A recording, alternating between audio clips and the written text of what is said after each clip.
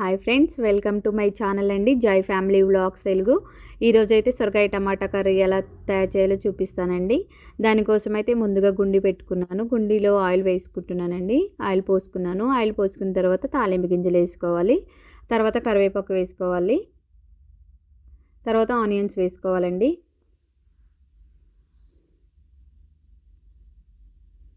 వేసుకొని ఒకసారి కలుపుకోవాలండి.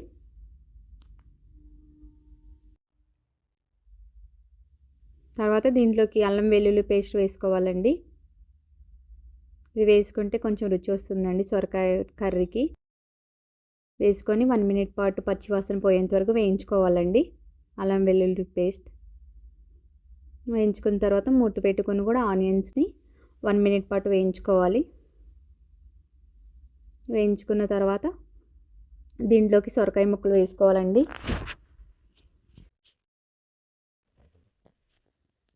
ముక్కలు వేసుకొని సాల్ట్ వేసుకుంటున్నానండి. సరిపడా సాల్ట్ వేసుకోవాలి. దీంట్లో సాల్ట్ వేస్తే ముక్కలు అనేవి తొందరగా ఉడుకుతాయండి.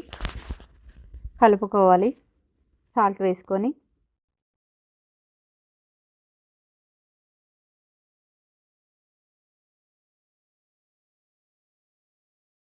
తర్వాత దీంట్లోకి పసుపు వేసుకోవాలండి.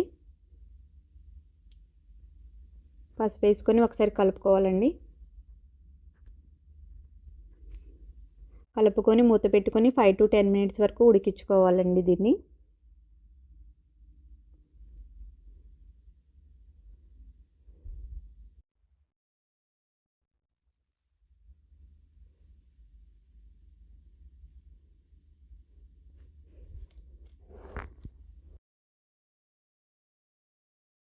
ఇప్పుడు సొరకాయ ముక్కలు అనేవి ఉడికినాయండి. ముక్కలు ఉడికిన తర్వాత దీంట్లోకి టమాటాలు వేసుకోవాలండి.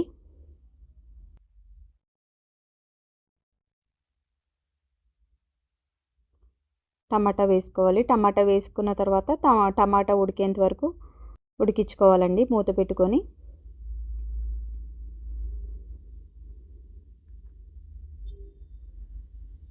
ఈ టమాటా కూడా ఉడికిపోయిందండి. ఒకసారి కలుపుకోవాలండి.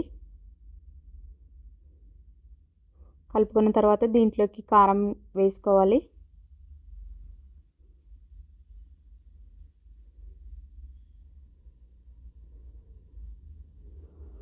తర్వాత ధనియాల పౌడర్ వేసుకోవాలి.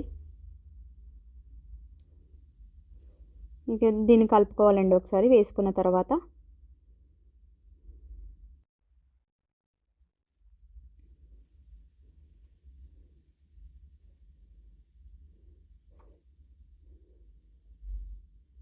మంచిగా కలుపుకోవాలి.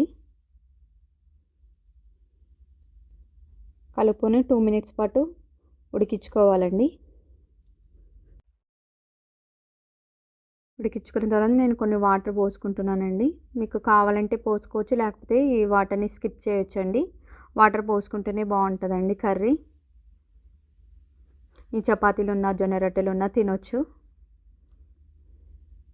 ఇక వాటర్ పోసుకొని ఒక 2 to 3 మినిట్స్ ఉడికించుకుంటే సొరకాయ కర్రీ అనేది రెడీ అయిపోతుందండి. ఒకసారి కలుపుకోవాలండి.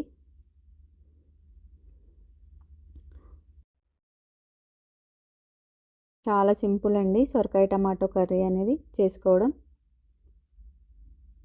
ఈ వీడియో మీకు నచ్చినట్టయితే లైక్ చేయండి, షేర్ చేయండి, సబ్స్క్రైబ్ చేయండి friends. Thank you for watching.